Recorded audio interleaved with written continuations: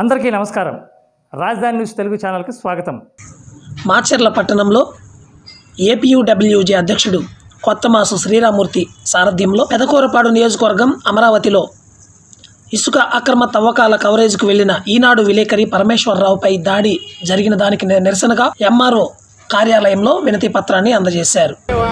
అమరావతి దగ్గర జరిగిన అక్రమాన్ని వెలికితీసేందుకు వెళ్లిన ఈనాడు విలేకరి పరమేశ్వరరావు గారిపై జరిగిన భౌతిక దాడిని ఏపీడబ్ల్యూ తరఫున తీవ్రంగా ఖండిస్తున్నాం. ఇది అమానుష చర్య. అక్రమాలను వెలికి తీసేందుకు వెళ్ళిన విలేకరులపై తరచుగా దాడులు జరుగుతూ ఉన్నాయి. విలేకరులు చూస్తూ ఊరుకుంటున్నారు అనుకుంటున్నారేమో. మీరు భౌతిక దాడులు చేస్తే మేము చేయగలం, కానీ మా యజం అది కాదు.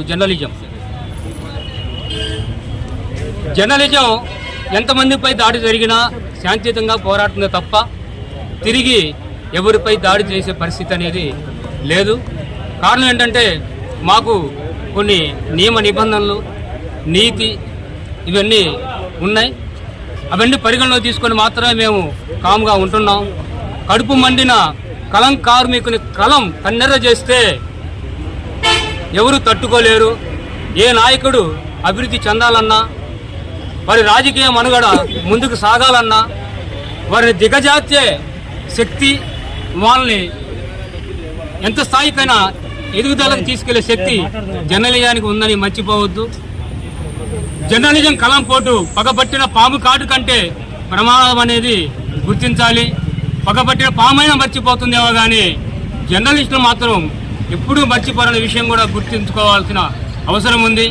నాయకులారా, మీరు గుర్తించండి. మీ అభివృద్ధికి మేమెంతో సహకరిస్తున్నాం, మేమెంతో తోడ్పాటును అందిస్తున్నాం. మీరు చేసే అక్రమాలని పబ్లిక్కి చూపిస్తే మీకెందుకు అంత భయం? మీరు చేస్తున్న మంచి పనిని చూపిస్తున్నాం, మీరు చేస్తున్న తప్పు పనిని చూపిస్తున్నాం. మంచి పని చూపిస్తున్నప్పుడు సపోర్ట్ చేయండి, తప్పు పని చేస్తున్నప్పుడు మేము చేస్తున్న మా విధి నిర్వహణలో మీరు అడ్డుపడకండి. మా విధి నిర్వహణకి మీరు సంఖ్యలు వేయొద్దని, మా స్వేచ్ఛకు సంఖ్యలు వేయొద్దని మనవి చేస్తూ ఉన్నాం.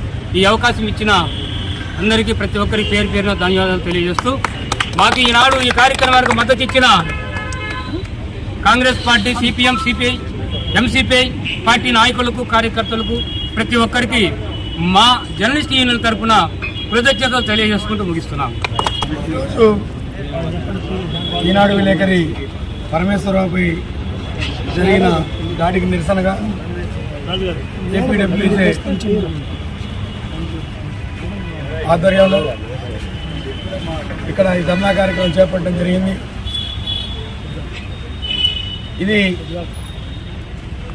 ఈ దాడులు ప్రతిరోజు రాష్ట్రంలో ఏదో ఒక చోట జర్నలిస్టులపై జరుగుతూనే ఉన్నాయి. ఇది చాలా అమానవీయమైనటువంటి చర్య. మేము మా వృత్తిని కొనసాగించడం మా ధర్మం. దాంట్లో తప్పు ఒప్పులు ఏమైనా ఉంటే దానికి సంబంధించిన వ్యక్తులు సరిచూసుకోవాలి, కానీ మా మీద దాడి చేసినంత మాత్రాన వారికి నష్టమే కానీ లాభం ఏమి ఉండదనేది గమనించాలి. ఒక నాయకుడు తన ఎదుగుదలకి జర్నలిస్టులు ఎంత సహకరించారో ఒకసారి పునరావృతం చేసుకోవాల్సిన అవసరం ఏ పార్టీ వ్యక్తులకైనా కూడా ఉంది. ఈరోజు మేము ఒక నియోజకవర్గంలో సుమారుగా ఉంటే ఒక 50-60 మంది ఉంటాం. అలాంటి చిన్న అక్కడెక్కడ ఉన్న వ్యక్తులని ఒక్కొక్కళ్ళని చేసి దాడులు చేయటం అది చాలా జుగుప్సాకరమైనటువంటి చర్య కింద భావించాల్సిన పరిస్థితి ఉంది. జర్నలిస్టులపై దాడి చేసి మేమేదో తోపులమని హీరోయిజంగా కాలలాగా వేసుకోవడం కాదు. జర్నలిస్టుల వల్ల సమాజానికి ఎంతవరకు మేలు జరుగుతుందో కూడా గమనించి వారి రక్షణకై ప్రతి ఒక్కరూ కూడా సహకరించాల్సిన అవసరం ఉంది. జర్నలిస్టులపై దాడి జరిగినప్పుడు పోలీసు వ్యవస్థ కూడా చూసి చూడకుండా ఉండకుండా వారికి రక్షణగా కవచంగా నిలబడాల్సిన అవసరం ఎంతైనా ఉంది.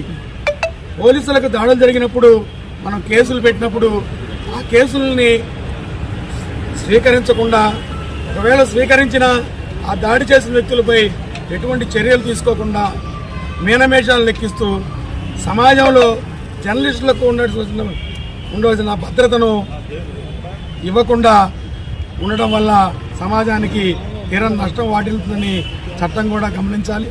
దయచేసి ఇప్పటికైనా జర్నలిస్టులపై దాడి జరిగినప్పుడు పోలీసు వ్యవస్థ కూడా వారికి రక్షణగా ఇవ్వాల్సిన అవసరం ఉంది. నాయకులు కూడా, వివిధ పార్టీల నాయకులు కూడా మద్దతు తెలపాల్సిన అవసరం ఉంది అని ఈ సభాముఖంగా మీకు తెలియజేస్తూ, మాకు ఈ ధర్నాలో సహకరించిన వివిధ పార్టీ ప్రజా సంఘాల వారికి కూడా ధన్యవాదాలు తెలియజేసుకుంటూ ప్రేమిస్తున్నాను. నిజంగా ఈ దాడులు చూస్తుంటే ఎంత అవహేళన ఉందంటే, ఇది పోలీస్ వ్యవస్థ కఠినంగా ఉంటే కనుక ఇవి జరుగుతాయా? జరగవు. ఎప్పుడైతే పోలీస్ వ్యవస్థ చాలా ఈజీగా ఉంటుందో వాళ్ళకి అవకాశం కల్పిస్తున్నారు. అది ఆ అవకాశం కల్పించడం వల్లే మన మీద దాడులు జరుగుతున్నాయి. ఇలాగా నిజంగా గొప్ప విషయం ఏంటంటే, కరోనా టైంలో అందరూ ఇళ్లలో ఉంటే జరిగే పరిస్థితులు వివరించిన ఎవరు? మన మీడియా మిత్రులు. ఇళ్ల నుంచి బయట రాకుండా కూడా ఉండి వాళ్ళకి అందించే జరిగేదైతే ఉన్నాయో అందించే సమాచారం చేయగలిగి ప్రాణాలు తెగించి పోరాడారు. నిజంగా ఇటువంటి మీడియా మిత్రుల మీద దాడి చేయడం అనేది సమాజాన్ని అవహేళించినట్టండి. ఈ దాడులు ఇంకా జరగకుండా చూసుకోవాల్సిన బాధ్యత మనదే. మనందరం కలిసి ఐకమత్యంగా ఉండాలి, ఐకమత్యంగా పోరాడాలి.